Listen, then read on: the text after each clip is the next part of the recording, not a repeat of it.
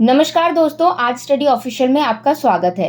दोस्तों, middle east के दो देश इस वक्त युद्ध के मुहाने पर आ खड़े हैं। अमेरिकी अखबार वॉल स्ट्रीट जर्नल ने शुक्रवार यानी कि 12 अप्रैल को दावा किया कि अगले 2 दिनों में ईरान इजराइल पर हमला करने वाला है। रिपोर्ट में दावा किया गया है दोस्तों कि इजराइल पर ड्रोन और मिसाइल हमलों की तैयारी चल रही है। ऐसे में भारत, अमेरिका, फ्रांस समेत 6 मुल्कों ने अपने नागरिकों के लिए ट्रैवल एडवाइजरी जारी कर दी है और दोनों देशों की यात्रा करने से बचने को कहा है। दरअसल दोस्तों, सीरिया की राजधानी दमिश्क में 1 अप्रैल को इजराइल ने हमला किया, जिसमें एक टॉप ईरानी जनरल और 6 अन्य सैन्य अधिकारियों की मौत हो गई।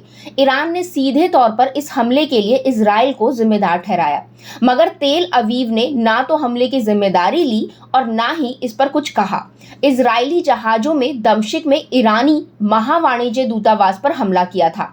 माना जा रहा है कि इस हमले का बदला लेने के लिए ईरान अब अटैक करने की तैयारी कर रहा है। अब यहाँ सवाल उठता है दोस्तों कि ईरान के साथ कौन कौन से मुस्लिम देश खड़े होंगे। दोस्तों, इजराइल के साथ बढ़ रही तानातानी की वजह से एक सवाल खड़ा हो रहा है कि अगर मिडिल ईस्ट में युद्ध छिड़ता है तो ईरान के साथ कौन से मुस्लिम देश खड़े होंगे।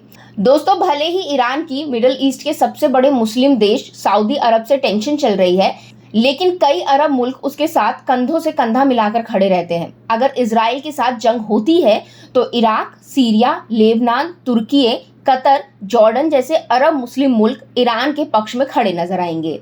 दोस्तों, मुस्लिम देशों के अलावा भी कई ऐसे देश हैं जो ईरान के साथ इस जंग में खड़े हो सकते हैं। इन मुल्कों में सबसे बड़ा नाम रूस का है, जो ईरान का सहयोगी है। रूस उस हर मुल्क के साथ खड़ा होता है जिसकी दुश्मनी अमेरिका के साथ रही हो।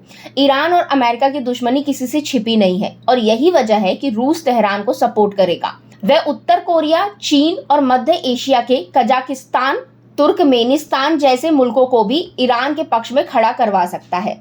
अब बात करते हैं दोस्तों भारत की। यहाँ सबसे बड़ा सवाल ये उठता है दोस्तों कि अगर जंग छिड़ती है तो भारत का पक्ष क्या होगा।